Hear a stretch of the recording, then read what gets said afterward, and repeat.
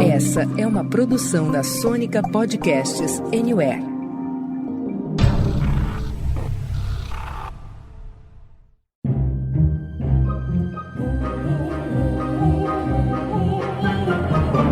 Senta, que lá vem spoiler. Chegamos, queridos! Estamos de volta com mais um episódio do Senta que lá vem spoiler, a sua dose semanal de spoilers de filmes, séries, documentários e indústria do entretenimento. Meu nome é Rafa Prada e hoje, neste episódio, que é o número 171, mas não tem nada de enganação aqui, nós vamos trazer para vocês dicas de produções imperdíveis nos streamings deste mês de outubro. Cunha, tudo certo por aí? Vamos de dica, digamos, aveludada hoje? Olá, meus queridos, tudo bem com vocês? Tudo certo por aqui, Rafinha. E vamos, cara, vamos com uma dica aí aveludada e muito louca, ao som de Sweet J. Pa, pa, para. CJ, CJ. I'll tell you something, Jack. He is a banker. Paulinha, que alegria ter você aqui de volta, já que você fugiu da gente o mês inteiro de outubro. Mas me conta, essa sua dica aí é tão alegre quanto a do Cunha? Olha, a minha dica não é alegre, mas ela é necessária. Eu sei que eu sempre venho aqui falar de séries que são imperdíveis, mas essa de fato é imperdível com I maiúsculo, M maiúsculo, tudo maiúsculo. Essa série é muito, muito boa. Eu não vou dar spoiler, mas a Paulinha tem razão. É muito boa mesmo. Mas olha, eu tô vendo aqui o Marcudo de longe. Marcudo, essa sua dica saiu agora do forno, tá até com uma fumacinha saindo ainda. Fala, Rafa, pessoal. Acabou de sair, eu já trouxe pra cá porque é bem legal. Quem acompanha o SQLVU já deve estar sabendo ou tem uma dica do que pode ser. E recebemos de novo aqui o nosso professor megamente lá do Armazém Pop, Thiago Costa. Thiagão, sem entregar muito, bem-vindo novamente e dá aquele aperitivo da sua dica. Fala, pessoal, muito bom estar de volta aqui. Eu vou dizer que os clássicos do rock, do blues e do jazz estão na minha dica. Não é tão na cara, mas está tudo lá. Excelente, duas dicas musicais neste Imperdíveis 171. Sem enganação, né, Marcodô? Mas muito bem, antes de a gente começar as nossas dicas dos Imperdíveis de outubro, eu faço aqui um convite para você que está entrando pela primeira vez no Senta que lá vem spoiler.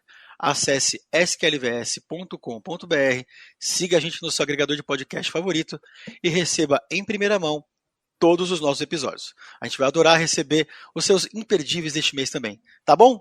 Em frente, Norbinha!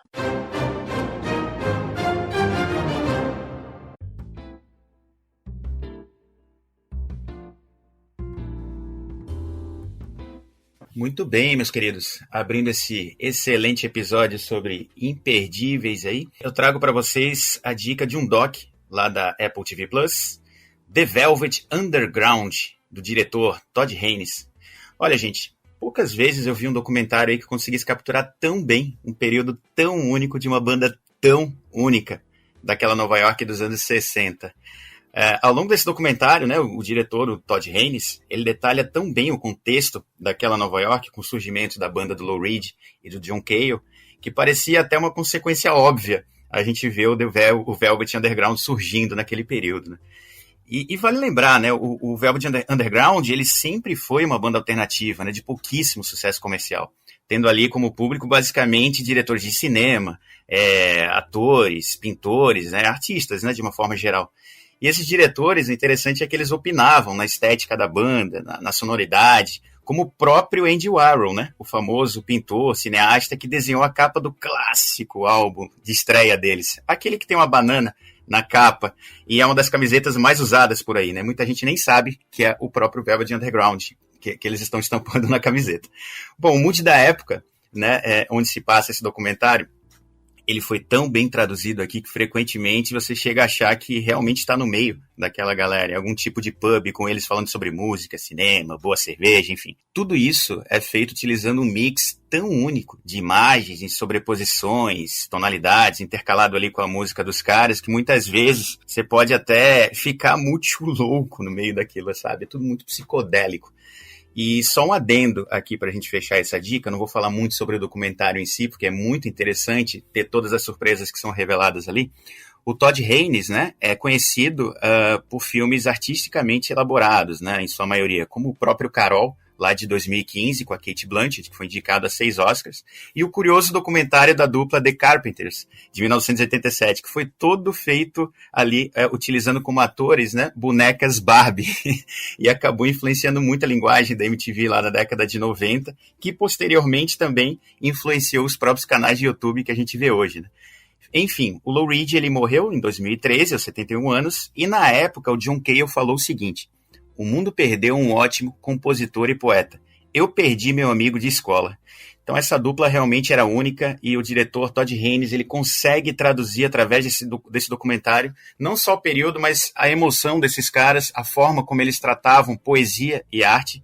E se você tem realmente interesse sobre poesia e a própria essência da música, não deixe de assistir esse documentário. The Velvet Underground saiu agora no mês passado e está lá disponível na Apple TV Plus. É uma experiência realmente única, pessoal. Bela dica, Cunha. Eu já estava curioso para assistir, agora eu fiquei mais ainda. E a Apple TV Plus está nessa pegada dos documentários de banda, né? Porque logo mais vai chegar por aí nada menos que um sobre os Beatles, dirigido pelo Peter Jackson. Verdade, Marcudo, verdade. Tudo que eles têm feito, né, em relação à música tem muita qualidade. Esse dos Beatles aí, eu vou te falar que é um que eu tô muito curioso, porque eu já não aguento mais documentários de Beatles utilizando sempre as mesmas entrevistas e as mesmas imagens. Então acho que vem algo inédito por aí. Vou contar pra vocês que eu trouxe uma dica de série que vem num humor um pouquinho diferente. Eu hoje vim falar de Maid. Maid é uma minissérie de 10 episódios lá na Netflix, que, se a gente for traduzir para o português, quer dizer empregada, ali doméstica, faxineira. Você pode usar de diversas formas. Maid vai trazer a história da Alex, que é a nossa protagonista, que é uma mulher e mãe que vive em situação de violência doméstica com o namorado. Logo ali no comecinho da série, ela reúne forças para fugir dele e sai de casa no meio da noite. E a partir dali a gente vai acompanhar toda essa jornada de uma mãe solo em busca de um futuro melhor para ela e para sua filha. Um plot que poderia parecer até lugar comum traz questões muito profundas sobre a solidão da maternidade, sobre a situação de abuso doméstico que perpassa desde controle financeiro, controle emocional, violência que às vezes não é um soco na cara, é um soco na parede. Vai trazer uma série de temas para a gente pensar. É um soco no estômago. Logo que a Alex sai de casa, fica muito evidente que ela não tem dinheiro nenhum, porque ela vivia sem nenhum tipo de renda, sempre contando com o que o namorado, que trabalhava num bar, pagava dentro de casa, justamente porque ela cuidava da menina, da criança, da filhinha deles. E aí ela precisa de uma ajuda do governo para se manter, para conseguir dar um abrigo para a filha. E esse ponto inicial da série vai também dar um start na gente entender como que essas mulheres que estão em situação de violência estão desamparadas pelo governo, como qualquer tipo de ajuda sempre depende de uma burocracia muito grande, como qualquer tipo de amparo sempre vai vir de onde você menos espera. Além disso, né, para apimentar a série, que é muito boa e muito bem interpretada, a gente tem a figura do pai e da mãe da protagonista. A mãe da protagonista é minha xará, chamada Paula. É uma mulher que também vem com um histórico de violência. E, novamente, a gente tem aí, mais uma vez, um debate muito bem colocado, que é da violência transgeracional, muito legal.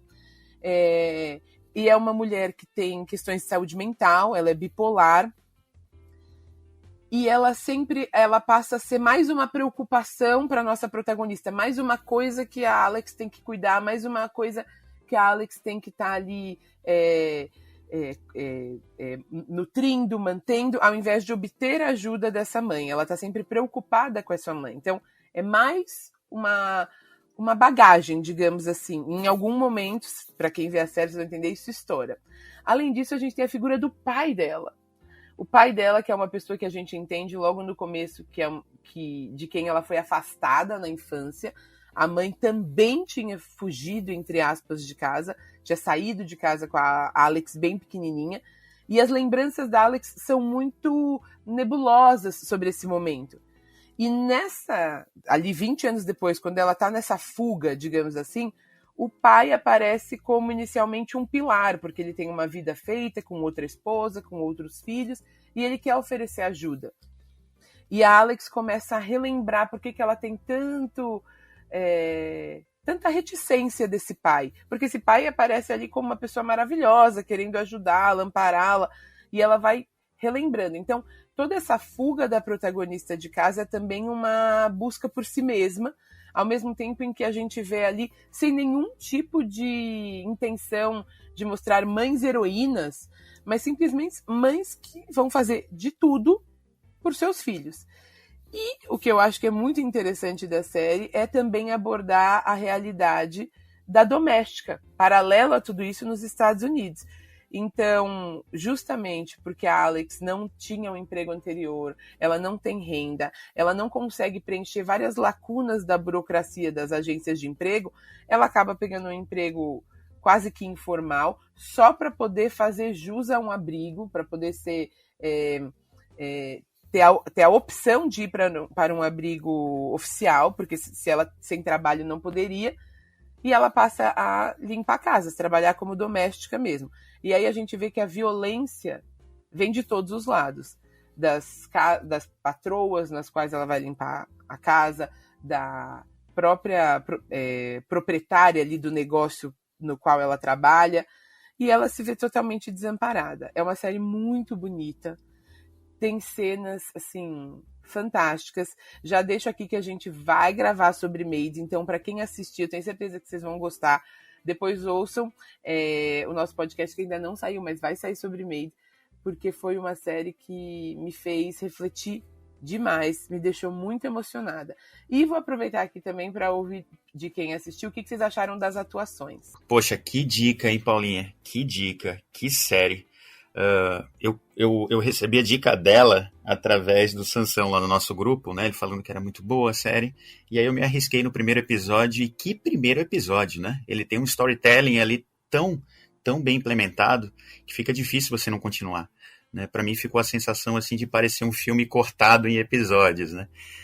Tem muitas coisas que eu gostei nessa série, né? A própria edição dela, né? Na tela a gente vê vários elementos gráficos ali, como a contagem do dinheiro dela, né? É muito, muito interessante. E a própria Andie MacDowell, né? Que, quem é das antigas aí lembra muito dela, especialmente do Feitiço do Tempo, que está incrível no papel.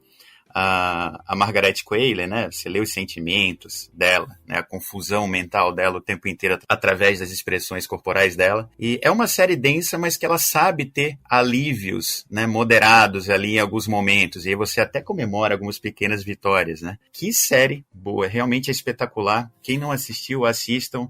É uma das melhores dicas aqui desse episódio, sem dúvida alguma. Isso mesmo, Cunha, essa parte do dinheiro eu achei genial, porque às vezes as pessoas não têm noção, né? Ela sai de casa ali com $12 e ela tem que comprar comida, ela tem que pôr gasolina, ela não tem de onde tirar. Então ela fica em situação de mendigagem praticamente, tanto que ela vai dormir ali na balsa. Eu não vou mais dar spoiler, mas é isso, acho que a gente falou bastante. Só uma curiosidade, a Margaret Qualley é na vida real filha, né, da Andie MacDowell, então elas interpretam mãe e filha, e é uma relação, como o Rafa usou a melhor palavra, é muito genuína. A gente vê ali uma simbiose linda. Quem viu Margaret Qualley em outras produções, como por exemplo, Era Uma Vez em Hollywood, em que ela faz ali uma Pussycat que seduz ali o nosso Brad Pitt, vai encarar uma Margaret Qualley de uma forma muito diferente, assim. Ela vem muito honesta pra tela. E esse eu não vou dar spoiler aqui, vocês vão ter que assistir o episódio de Maid, pra quem tá ouvindo a gente. Ela tem uma situação na vida real que se relaciona ali com a nossa Alex, com o Shia LaBeouf. Mas isso eu vou contar no nosso episódio. Enfim, é isso, tem que assistir, gente, a série é imperdível. E só uma notinha de rodapé, a filhinha da Paula realmente é incrível, né? É uma fofura que fica impossível, né? Você não ficar apaixonado por ela. Muito, ela é muito linda, aquela menina, muito gracinha.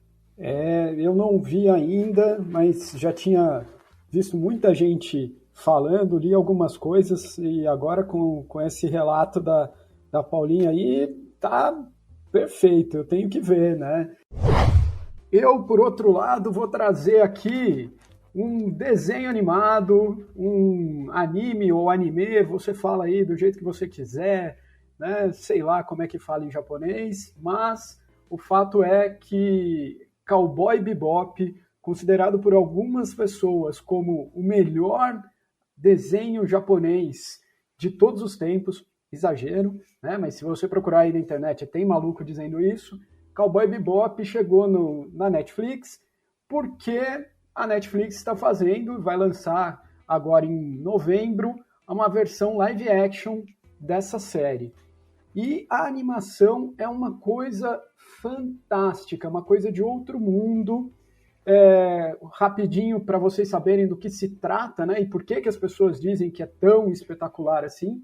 Cowboy Bebop conta a história de alguns cowboys que na verdade são caçadores de recompensa num futuro não tão distante, ali no ano de 2070, onde os humanos conseguiram criar portais espaciais e aí povoaram toda a Via Láctea, todo o sistema solar está dominado e outros planetas, porque as viagens entre eles ficaram muito rápidas, mas o universo está sem lei, e aí precisa dos caçadores de recompensa para resolver os problemas. E aí a gente começa a história com dois deles, o Spike e o Jet. O Spike é um exemplo maior assim de cowboy. Ele anda com um terno, com uma gravata meio desamarrada, cheio de estilo. O Jet tem um braço ciborgue, e falando assim, dá até a ideia de que, nossa, deve ser um daqueles animes cheio de maluquice, né? Mas não, ele é super pé no chão. O Jet e o Spike andam pelo espaço numa nave chamada Bebop, vem daí, inclusive, o título do desenho, e a Bebop é uma nave caindo aos pedaços. Eles são dois pé rapados que estão tentando conquistar alguma coisa, né, vencer alguma coisa, conseguir prender alguém, já que eles são caçadores de recompensa, mas sempre dá alguma coisa errada. Então tem um humor ali, nem sempre involuntário, mas tem um humor divertido. Não vou dar spoiler, mas o Spike tem um passado obscuro que a gente vai descobrindo ao longo da série, e eles ganham a companhia. Eles eram só os dois, daí eles ganham companhia de um cachorro chamado Einstein, que eles só chamam de Ein, e de uma moça, bem no início da série, eles ganham a companhia de uma moça, uma outra caçadora de recompensas, chamada Faye Valentine. Depois entram mais pessoas aí na trama, mas esse é a essência ali da série, esses três mais o cachorro. A série tem uma questão muito forte, uma conexão enorme com a música. Os episódios têm nome de grandes canções do classic rock e do jazz, né? Então tem Honky Tonk Woman, é o episódio 3, que é a música dos Stones. Tem Sympathy for the Devil, eles têm uma preferência grande ali com os Stones, né? Tem Sympathy for the Devil. Tem um episódio incrível chamado Heavy Metal Queen, que só toca heavy metal. Tem o Toys in the Attic, o episódio 11, que é homenagem ao Aerosmith. Tem um Black Dog Serenade, o episódio 16, em homenagem ao Led Zeppelin. E toda vez que o episódio tem o título assim, alguma coisa na trama remete à música. Toda a sequência dos episódios tem como trilha sonora o jazz e o bebop, lá dos anos 40, com uma banda incrível que toca ali com eles. A abertura, né, que inclusive a Netflix já mostrou a abertura do live action, usa a mesma trilha sonora, é um acid jazz, assim, é muito, muito legal.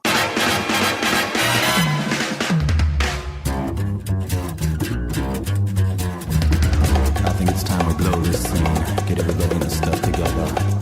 Okay, 3, 2, 1, let's jam.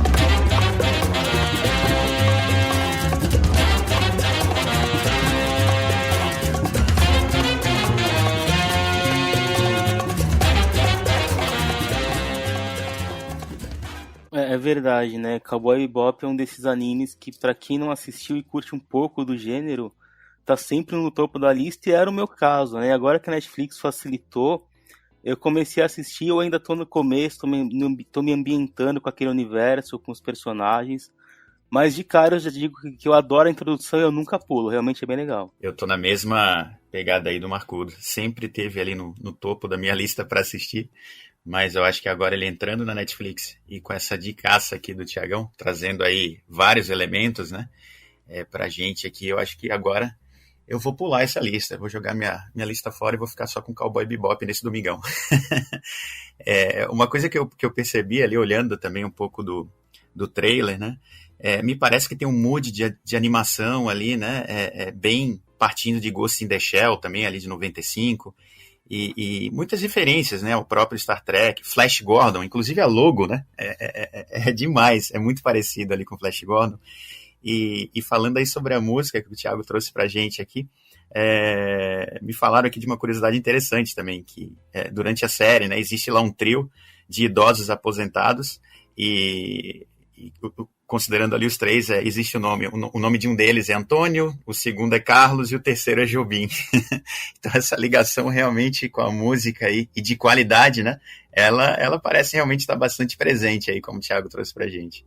Legal, hein, Thiagão? Eu cheguei a dar uma olhadinha por cima, vou ser muito honesto, porque anime não é muito dos meus caminhos ou lugares preferidos, mas vou dar uma chance sim, viu, Thiagão? Vou mudar um pouco aqui de pato pra ganso, sair de anime e música para falar um pouco sobre esportes e crime. 2 gêneros que eu gosto muito quando se fala em séries ou filmes de cinema ou de TV. Vou falar um pouco aqui hoje sobre Bad Sports, ou Jogo Comprado em português. Para variar, eu prefiro o nome em inglês. Eu acho que Bad Sports é melhor.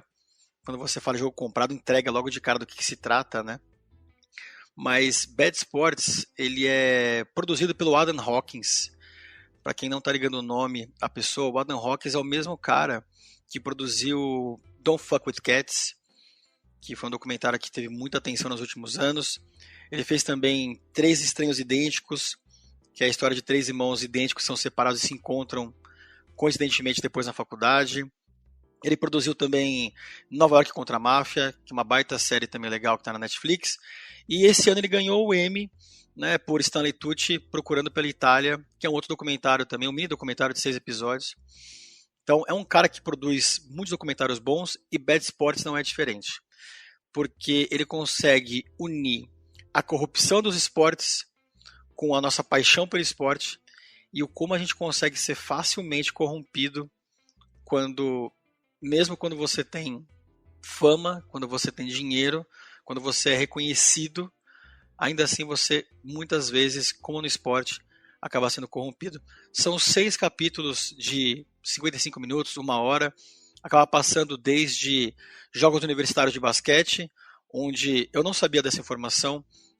Os jogadores de basquete universitário não ganham salários, então eles acabam sobrevivendo com um tipo de ajuda da universidade. Passa por equipes de esporte, de corrida, viu? Conhece que gosta como eu de corrida, de uma equipe que participou inclusive da Indy 500, patrocinada puramente pela venda de maconha, e eu não tinha ideia disso, cara. Eu acompanhei esse cara, tá no capítulo número 2, fala um pouco também sobre a Juventus e toda aquela corrupção quando a Juventus caiu para a segunda divisão, porque o diretor de esportes de futebol da Juventus tinha uma certa relação, podemos dizer assim, escusa com os diretores de arbitragem da Federação Italiana de Futebol. Fala também, cara, para mim esse é um dos episódios mais difíceis, sobre como os bilionários ganhavam dinheiro com cavalos. E é da pior forma possível, onde você envolve hipismo, dinheiro e violência. É uma coisa que, velho, machuca demais. Machuca demais. E pra mim também fecha um pouco com um cara que eu acompanhei, não porque eu sou fã de cricket, mas porque eu acompanhava por algum motivo que eu não me lembro agora na minha juventude, que era um desses caras que eram ídolos do cricket na África do Sul, tinha um movimento político muito forte com Mandela. O cricket é um esporte que representa muito a miscigenação do povo da África do Sul, seja ele com os brancos e os negros jogando em campo ou com a torcida. E um cara que era para ser todo um ídolo, ele era para ser o cara da história da África do Sul. E é um cara que, infelizmente, também acaba se envolvendo com apostas e dinheiro sujo e acaba perdendo toda a sua fama e todo aquele espaço que ele tinha na África do Sul. Bad Sports é uma junção literal aqui de documentário de esporte com true crime, que a gente adora, né, Paulinha? A gente gosta muito. E tudo isso em 6 episódios, né? É muito legal, é muito, muito, muito bom. Para quem gosta de esporte e true crime, não pode deixar de ver. Quer dizer, pode... Não, como é que é? Para quem gosta de esporte e true crime, não pode perder. Tem que assistir, tá lá na Netflix. E para finalizar, tá com 100% de aprovação da crítica no Rotten Tomatoes e 73% de aprovação no IMDb por parte da crítica também. É uma baita série, eu recomendo, viu, para todo mundo aqui que gosta um pouquinho de true crime e esportes, né não? Nossa, eu adorei. Eu confesso que eu ainda não assisti. Esse mês vocês viram que eu dei um pouco de migué, mas porque foi um mês mais conturbado. Mas, gente, vocês estão com dicas muito boas. O jeito que o Thiago falou do anime, eu fiquei animada. Eu adoro fazer essa piada toda. Não, o Rafa dialogou diretamente comigo. Eu sinto que foi pra mim essa dica. Eu amo esportes. Gosto muito tanto de ver análise quanto assistir vários tipos de jogos. E do jeito que você foi falando, eu acho que deve ser interessantíssimo. Já tá aqui na listinha. Já até abri aqui na Netflix. Tô vendo 6 episódios, gostei muito. Eu fiquei empolgado também, Rafa, porque esse diretor é incrível. Adoro histórias de esporte, me vendeu muito bem, viu? Comprei. Olha, também me vendeu, hein, Rafa? Inclusive, eu também tava aí com a Netflix aqui aberta, já colocando naquela lista lá, infindável, mas seria muito bom se a Netflix deixasse a gente criar listas por temas, né? E aí entraria na lista de documentários. Mas enfim, eu coloquei na lista de domingo aqui. Muito legal, Rafa, especialmente aí pelo detalhe que você falou de automobilismo, né? Também pisar aí nesse terreno, que é bastante complexo. Com certeza eu assistirei aí, Rafa. Mais uma bela dica. Bom, eu vou continuar nas dicas esportivas. Vou falar de Colin em Preto e Branco, que é uma minissérie da Netflix criada pelo Colin Kaepernick, juntamente com a Ava DuVernay. Para quem não tá ligando os nomes das pessoas, a Ava DuVernay é a diretora responsável por Selma, Uma Luta por Igualdade, filme merecidamente indicado ao Oscar, por A 13ª Emenda, documentário também indicado ao Oscar, e a minissérie Olhos que Condenam, entre várias outras produções. O Colin Kaepernick é um jogador de futebol americano que no segundo ano de profissional, em 2012, já levou o time dele até o Super Bowl.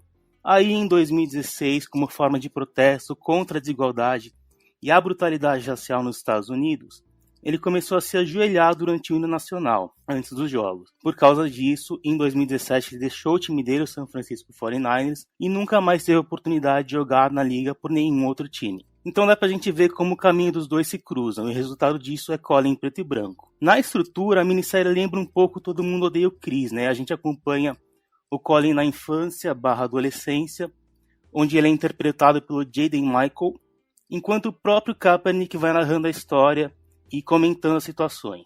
E tem, assim, umas pitadas de humor, tem um toque documental, mas o que eu mais senti enquanto assistia a série era angústia mesmo, né? O Colin Kaepernick é um negro, ele foi adotado por um casal branco que transitava por ambientes predominantemente de pessoas brancas. Então, além de ele se sentir deslocado, os pais dele, que são interpretados pelo Nick Offerman e pela Mary Louise Parker, mesmo com as melhores intenções, contribuíam com isso. E ficava bem clara a diferença de tratamento entre ele e os amigos brancos. Tem alguns momentos que essas situações são até meio maniqueístas, mas a verdade é que é um resumo do que a gente vê acontecer nos Estados Unidos e acontece no Brasil também. Tem uma passagem, enquanto ele está dirigindo, que é super comum de acontecer aqui. A maneira como ele é tratado em alguns locais que ele tem que frequentar, eu já fui tratado assim em maior ou menor escala. E é bem importante colocar mais esse dedo nessa ferida, especialmente por ver como a série está recebendo reviews negativos no IMDb, que nem aconteceu com Marighella, no Rotten Tomatoes e no Metacritic também, só pela audiência. Tem um movimento para desmerecer, e por que será, né? E quem acompanha um pouco de esportes norte-americanos, principalmente o beisebol e o futebol americano, que nem eu e o Rafa, aliás, o Rafa torce pro time que o Kaepernick jogou, vai curtir um pouco mais a série, porque ela mostra um pouco da dinâmica de um jogador querendo se profissionalizar, como o, entre aspas, selo de aceitação de um branco funciona também nesse momento. E o Kaepernick, inclusive, faz uma comparação bem forte logo no começo da série, que me lembrou um pouco do filme Corra. Enfim, a série é super fácil de acompanhar, são só 6 episódios, cerca de meia hora, e já tá tudo lá na Netflix. Puta dica, hein, Marcudo? Você falou bem aí, eu acompanho o San Francisco 49ers, já vai fazer muitos anos, décadas agora já posso dizer, né? Fazer 40 no que vem, então faz décadas que eu acompanho os caras. E eu acompanhei o primeiro jogo, porque eu assino a NFL Channel para poder assistir aqui no Brasil as partidas sempre, né? E eu acompanhei o primeiro jogo que o Colin Kaepernick acabou ajoelhando em protesto, né? Muito triste, cara, a forma como a NFL tratou, como ela trata ainda, né? Desde então, o Kaepernick não jogou mais futebol americano. Inclusive, se você buscar por ele nas internets da vida, você não vai mais encontrar o Colin Kaepernick como jogador de futebol mais americano. Você vai encontrar ele como ativista. É um cara que luta, é um cara que acredita. Eu queria muito ter um pouco mais de Colin Kaepernick em mim, que é abrir mão de certas regalias, fama, dinheiro, que seja, para poder lutar pelo que ele realmente acredita. Como o Marco disse aqui,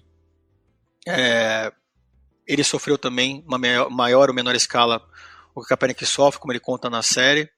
Nós brancos não percebemos isso com o tempo, a gente tem sido alertado há muitos anos, e o Kaepernick é um enorme alerta pra gente, e é uma pena mesmo, que assim como aconteceu com o Marighella, como o Marco bem lembrou, a gente tem essas críticas para que a gente tenha menos pessoas assistindo as séries que são realmente necessárias, né? Puta dica, Marcudo, puta dica. Olha, tô com o Rafa, que dica. Primeiro porque tá fresquíssima, né? Estreou faz 2 dias na Netflix. Segundo porque, mais uma vez, um assunto necessário. E terceiro porque você apresentou ela de uma forma muito, muito legal, Marcudo. Você trouxe elementos que fazem a gente querer ainda mais ver. Eu sou apaixonada por futebol americano. Diferentemente do Rafa, eu sou uma torcedora do Green Bay Packers, que pra quem não sabe é o único time da liga sem fins lucrativos. Gosto muito do jogo, da dinâmica. A história do Colin, eu já acompanhava, como disse o Rafa, por ver ele como ativista. Então, eu fiquei com muita vontade de entender como é que vem essa história e como é que isso cresce nele. Isso deve ser uma série fantástica. E eu não pude deixar, enquanto o Marcudo estava apresentando, fui lembrando daquele episódio no The Last Dance, né? Sobre os Bulls e o Michael Jordan, em que o Michael Jordan fala por que ele não iria se envolver nas questões de políticas e sobre racismo e etc. E quando o Marcudo trouxe a dica, ele trouxe exatamente a visão oposta do Colin. Então, assim, fantástico, preciso ver. Ou seja, eu não vou sair de casa nesse domingo, né, pessoal? Obrigada. Por aqui tá chovendo e aí eu vou aproveitar. É a desculpa perfeita para assistir todas as dicas aí. Essa do Colin já estava na minha lista. Eu ouço muito falar dele há muito tempo, né? Eu uso a história do Colin nas minhas aulas para falar de como marcas se posicionam, porque a Nike abraçou o Kaepernick, né? A Nike foi atrás, sofreu as mesmas críticas que agora o filme sofre, e no final, o resultado final da história da aproximação dele com a Nike é que as ações da Nike subiram e a Nike ganhou ainda mais dinheiro. E as lojas que disseram que nunca mais iam vender Nike faliram. Então, acho que o caminho é esse, né? Ainda que tenha muitas dificuldades. E eu já vi aqui na Netflix que o documentário do Colin já está nos 10 mais assistidos. Então, deixa o povo falar mal, porque a mensagem está passando. Bom, galera, valeu. Foi muito bom estar de volta aqui com a galera do SQLVS. Meu imperdível foi Cowboy Bebop. Aguardo ansiosamente o live action. E depois que sair o live action, a gente volta aqui para trocar uma ideia e ver se eles conseguiram fazer algo tão bom quanto o anime. Valeu todo mundo, valeu galera, sempre bom estar com vocês. Eu também queria agradecer hoje estar com vocês, foi muito bom. Eu queria dizer que as dicas estão mais imperdíveis do que nunca. Que episódio sensacional. Obrigada pela companhia nesse domingo, gente. Um beijo grande. É isso aí, muita coisa boa pra gente assistir e até a próxima. É isso, meus queridos. Engordamos bastante as nossas listas, mas vamos lá, é sempre bom, né? Ter opção demais. O pior é ter opção de menos. E aqui a gente tem opção demais, de muita qualidade. Vamos que vamos e até o próximo. Um abraço pra vocês. É isso aí, Tiagão, Paulinha, Marconi Cunha. Cara, que dicas, que programa legal. Muitas dicas boas. Agradeço vocês que ouviram a gente aqui até o final desse programa, que vão sair daqui com uma lista ainda maior, como bem disse o Cunha. Obrigado, gente. Até a próxima. Um beijo. Tchau. Beijo grande, assistam, sigam as redes do Senta Que Lá Vem Spoiler e aí escreve o que vocês estão achando. Beijão.